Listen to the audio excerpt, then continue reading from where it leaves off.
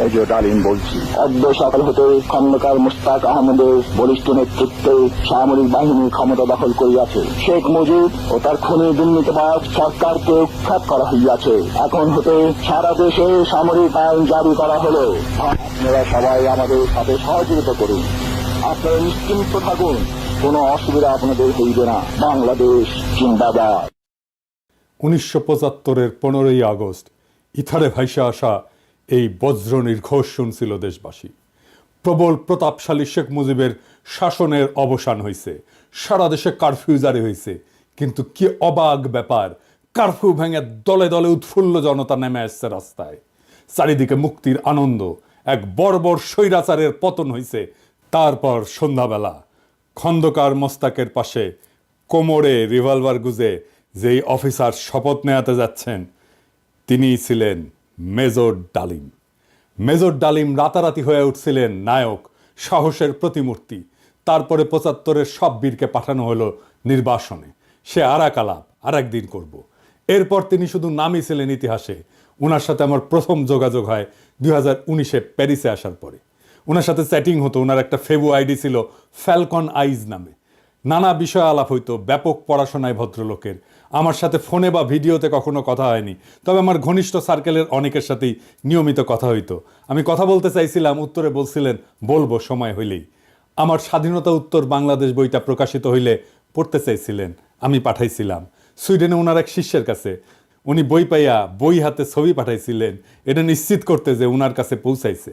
আমি আমার সার্কেলে ওনারে বড় ভাই বলে ডাকতাম। জিজ্ঞেস করতাম, বড় ভাই কেমন আছেন, কি বলেন।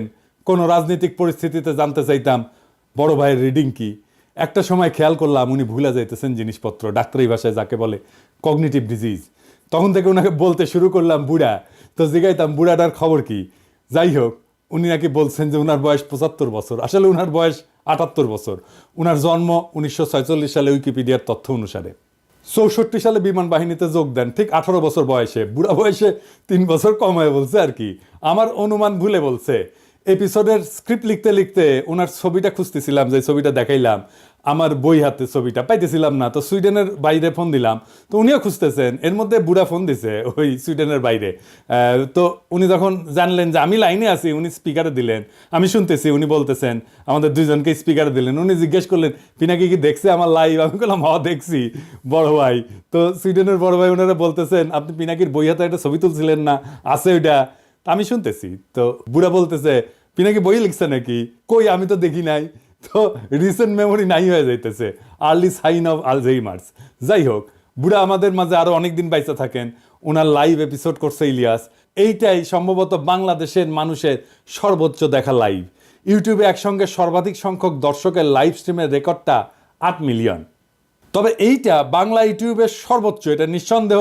এবং আমার মনে হয় এই রেকর্ড আর কেউ কখনো ভাঙতে পারবে না।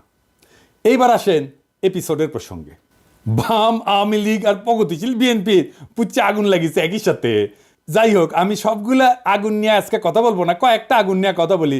প্রথম অভিযোগ কি, মেজর ডালিম নাকি খুনি। আসলে কি মেজর ডালিম খুনি? আসলে না খুঁজে দেখি। বিপ্লবী এবং সৈনিকদের খুনি বলা যায় না, কারণ তাদের কর্মকাণ্ড এবং উদ্দেশ্য সাধারণ অপরাধীর সাথে তুলনা করা যায় না। আদালত যখন প্রাণ নেয় সেটাকে খুন বলা যায়? একজন সৈনিক যখন দেশের শত্রুকে হত্যা করে সেটা কি অপরাধমূলক কাজ? একজন নারী যখন তার ধর্ষককে হত্যা করে ফেলে ধর্ষণের সময়, সেটা কি অপরাধ? না, সেটা না। কেন না? এর কয়েকটা কারণ আছে, বুঝে দেখি। 1 নম্বর কারণ, নৈতিক পার্থক্য, মরাল জাস্টিফিকেশন। বিপ্লবীরা সাধারণত বিদ্যমান শাসন ব্যবস্থার অন্যায় বা নিপীড়নের বিরুদ্ধে সংগ্রাম করে। তাদের কর্মকাণ্ড একটা বৃহত্তর সামাজিক এবং রাজনৈতিক পরিবর্তনের উদ্দেশ্যে পরিচালিত হয়, বৃহত্তর স্বার্থে। নৈতিক দৃষ্টিকোণ থেকে এটা ন্যায় যুদ্ধ, জাস্ট ওয়ার, এই ধারণার সাথে সম্পর্কিত। সৈনিকেরাও একটা প্রতিষ্ঠিত রাষ্ট্র বা আদর্শ রক্ষার জন্য কর্তব্য পালন করেন। 2 নাম্বার, উদ্দেশ্যের মাহাত্ম্য। এটাকে ইংরেজিতে বলে এন্ডস ভার্সেস মিনস।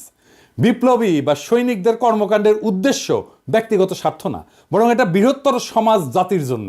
দার্শনিক ইমানুয়েল কান্ট বা জন স্টুয়ার্ট মিলের মতবাদে উদ্দেশ্যের গুরুত্ব এবং প্রভাব নিয়ে আলোচনা আছে। মিলের উপযোগবাদ বলে একটা তত্ত্ব আছে। এটা অনুযায়ী যদি একটা কর্ম বৃহত্তর জনগণের কল্যাণে হয় তবে সেটা নৈতিকভাবে গ্রহণযোগ্য। 3 নাম্বার, সমাজের দৃষ্টিভঙ্গি বা পারসেপশন বাই সোসাইটি। সমাজ সাধারণত সৈনিকদের রক্ষক এবং বিপ্লবীদের ন্যায়ের প্রতীক হিসাবে দেখে। সময়ের সঙ্গে অনেক বিপ্লবীকে নায়ক হিসেবে স্বীকৃতি দেওয়া হয়। এটার আইনি ব্যাখ্যাও আছে। 1 নম্বর হইতেছে যে লেজিটিমেসি অফ অ্যাকশন, মানে রাষ্ট্রীয় বৈধতা। সৈনিকদের কর্মকাণ্ড রাষ্ট্রীয় আদেশের আওতায় ঘটে। আন্তর্জাতিক আইন অনুযায়ী যুদ্ধ বা প্রতিরক্ষায় হত্যা বৈধ যদি তা যুদ্ধের আইন মেনে চলে। 2 নম্বর হচ্ছে রাজনৈতিক লড়াই বনাম অপরাধ, পলিটিক্যাল স্ট্রাগল ভার্সেস ক্রাইম। বিপ্লবীরা সবসময় বিদ্যমান আইন ভঙ্গ করে। বিপ্লব বা অভ্যুত্থান বিদ্যমান আইনের উপরে। সেই জন্যে বিপ্লবীদের কর্মকাণ্ডকে অপরাধ হিসেবে বিবেচনা করা যায় না, কারণ আইন এটা সংজ্ঞায়িত করে বা ডিফাইন করে অপরাধ, আর বিপ্লব এটার উপরে। তা উপরে থেকে এই অপরাধের ডেফিনেশন তো বিপ্লব গ্রহণ করবে না। জুলাই বিপ্লবে পুলিশ নিহত হয়েছিল, মারা গেছিল, মেরে ফেলা হয়েছিল, এটা অপরাধমূলক কাজ না, এটা বিপ্লবী সহিংসতা।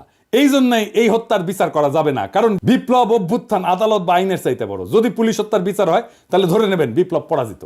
15ই আগস্টের বিপ্লব পরাজিত হয়েছিল জন্যই আগস্ট বিপ্লবের নায়কদের বিচার এবং ফাঁসি হয়েছিল। 3 নম্বর হইতেছে যে ইচ্ছাকৃত হত্যা বনাম কর্তব্য, ইন্টেনশনাল কিলিং ভার্সেস ডিউটি। সাধারণ অপরাধী ব্যক্তিগত স্বার্থে হত্যা করে, অন্যদিকে সৈনিকেরা যুদ্ধক্ষেত্রে এবং বিপ্লবীরা সামাজিক রাজনৈতিক কাঠামো এবং বিদ্যমান ব্যবস্থা বদলের উদ্দেশ্যে কাজ করে এবং এর ক্ষেত্রে বিপ্লবী সহিংসতা হয়। এইটা তাদের কাজকে ইচ্ছাকৃত হত্যাকাণ্ড থেকে আলাদা করে। সেই জন্যই তাদের কাজগুলোকে ইচ্ছাকৃত হত্যাকাণ্ড থেকে আলাদা হয়ে যায়। শেখ মুজিবকে কেউ খুন করেনি, সে অভ্যুত্থানে নিহত। তার পরিবারের সদস্যদের কেউ খুন করেনি, তারাও অভ্যুত্থানে নিহত। দ্বিতীয় অভিযোগ হচ্ছে মেজর ডালিম শিশু হত্যা করেছে। আবার ইন্টারেস্টিংলি কৌতুকপ্রদভাবে এটা আইসিছে বামেদের কাছ থেকে। হ্যাঁ, মেজর ডালিম কি শিশু হত্যা করেছে? মেজর ডালিম 32 নাম্বার আক্রমণ করে নাই, তারে দায়িত্ব দিতে চাইছিল, সে নেয় নাই। কারণ মুজিব পরিবারের সাথে তার একটা ব্যক্তিগত পারিবারিক সম্পর্ক ছিল। সে গেছিল মুজিবের ভগ্নিপতি আব্দুর রব শেরনিয়াবাতের বাসায়। সেখানে তার 14 বছরের বয়সী মেয়ে বেবি, 12 বছরের বয়সী ছেলে আরিফ এবং 4 বছর বয়সের নাতি সুকান্ত আবদুল্লাহ, যেটা আবুল হাসনাত আবদুল্লাহর ছেলে, ও মারা যায়। আবুল হাসনাত আবদুল্লাহ হারামজাদাটা পানির ট্যাঙ্কে লুকেছিল, বেঁচে যায়। কিন্তু কথা হইতেছে বাড়ির নারী আর শিশুদের বন্দুকের মুখে ফেলায় পানির ট্যাঙ্কে লুকেছিল কেন হারামজাদাটা? ওইটা জয় বাংলা হইলে তো আরো সুবিধা হইলেনি। যাই হোক, এবার আসেন দেখি মহান বিপ্লবের সময় শিশুদেরকে হত্যা করা হয়েছিল যতগুলো বিপ্লব হয়েছে ইতিহাসে, যেগুলো নাম জানি আমরা, যেগুলো নিয়ে কাইট হয়ে পড়ে যায় বিপ্লবীরা। আসেন সেটা দেখি। ফরাসি বিপ্লবের সময় লুই শার্লস, যাকে লুই সপ্তদশ বলা হয়, মানে রাজা ষোড়শ লুই এবং মেরি আন্তোয়ানেটের ছোট ছেলে, বন্দি অবস্থায় খাইতে না দিয়ে কারাগারে রেখা মৃত্যুর দিকে ঠেলে দেওয়া হয়। যখন তার মৃতদেহ বের করা হচ্ছিল তার শরীরে কোনো মাংস ছিল না, কঙ্কালের উপরে চামড়া। বিপ্লবীরা হত্যা করবে না, কারণ তাদের পবিত্রতা নষ্ট হবে, কিন্তু খাইতে না দিয়া দিনের পর দিন কষ্ট দিয়া মেরে ফেলা যাবে। তো ফরাসি বিপ্লব নিয়ে আধিখ্যাত তো করে সবাই। আবার রুশ বিপ্লব নিয়ে তো বামেরা কাইট হয়ে পড়ে যায় না? যে বামেরা কবে তাদেরকে কইবেন এটা, যে রাশিয়ার জার দ্বিতীয় নিকোলাস এবং তার পরিবারের সদস্যদের বন্দি করে কমিউনিস্টরা। জার কিন্তু তখন ক্ষমতায় না, জারের ক্ষমতা অনেক আগেই চলে গেছে। কমিউনিস্টরা কিন্তু জারের কাছ থেকে ক্ষমতা নেয়নি। কমিউনিস্টরা কেরেনস্কি সরকারকে উৎখাত করে ক্ষমতা নিয়েছে, মানে লেনিন। ক্ষমতা নেওয়ার পরে 18 সালে 17 জুলাই একসাথে হত্যা করে এই জারের পরিবারকে, তার স্ত্রী আলেকজান্দ্রা এবং তাদের 5 সন্তান, অলগা, তাতিয়ানা, মারিয়া, আনাস্তাসিয়া এবং অ্যালেক্সি। লেনিন মনে করছিল জারের পরিবার যদি বাইসে থাকে তাহলে তারা রাজতন্ত্র পুনরুদ্ধারের জন্য কাজ করতে পারে। এই জন্য পুরা পরিবারকে হত্যা করার সিদ্ধান্ত নেওয়া হয়। পরিবারের সকল সদস্যদেরকে কমিউনিস্ট বিপ্লবীরা গুলি করে হত্যা করে। পরে তাদের মৃতদেহ অ্যাসিড দিয়ে বিকৃত করে মাটিতে পুঁতে ফেলা হয়। এর মধ্যে আনাস্তাসিয়া নিকোলায়েভনার এর বয়স ছিল 17 বছর, আর অ্যালেক্সি নিকোলায়েভিচের বয়স ছিল মাত্র 13 বছর। দুই ক্ষেত্রেই প্ল্যান করে মারা হয়েছে অনেক পরে। 15ই আগস্টে শিশুরা মারা গেছে কোল্যাটারাল ড্যামেজে, প্ল্যান করা হয়নি যে শিশুদের মারা হবে। এখন আমরা যদি বলি মেজর ডালিমেরা তো শিখেছে ফরাসি আর রুশ বিপ্লব থেকে, উত্তর আছে আগে বামেরা লেনিনের বিচার করুক, ফ্রেঞ্চ রেভলিউশনের বিপ্লবীদের বিচার করুক, জবাব আনুক, আমরা তারপরে জবাব দেব। এখন অনেকের মনে প্রশ্ন এসছে যে মেজর ডালিম কি তাহলে দেশে ফিরবেন বা ফিরতে পারবেন? আমাকে সুইডেনের ভাই, বড় ভাই, যিনি মেজর ডালিমের শিষ্য, উনি বলছেন ওনারে তো দেশে আনা দরকার। উনি অবশ্যই দেশে আসবেন। আমরা নতুন সংবিধান লিখলে 15 আগস্টকে বিপ্লবী অভ্যুত্থানের মর্যাদা দেব। আগের রায় বিচার সবকিছু ইনভ্যালিড হয়ে যাবে। তিনি তখনই বীরের বেশে দেশে ফিরবেন। 24-এর বিপ্লব যারা নির্মাণ করছে তাদের অনেকেরই আইডল ছিলেন মেজর ডালিম, অন্তত আমার তো ছিলেনই। ওনার নাম আমরা আকাশে লিখে রাখবো ঈসা খান তিতুমির, হাজী শরীয়তুল্লাহর সাথে। বাংলাদেশে যতবার জালেম আসবে ততবার মেজর ডালিমেরা জন্মাবে। কখনো তাদের নাম হবে আবু সাইদ, কখনো তাদের নাম হবে মীর মুগ্ধ, কখনো তাদের নাম হবে ওয়াসিম, আনাস।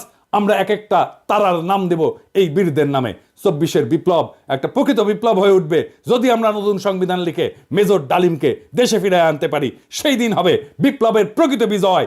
ইনকিলাব জিন্দাবাদ।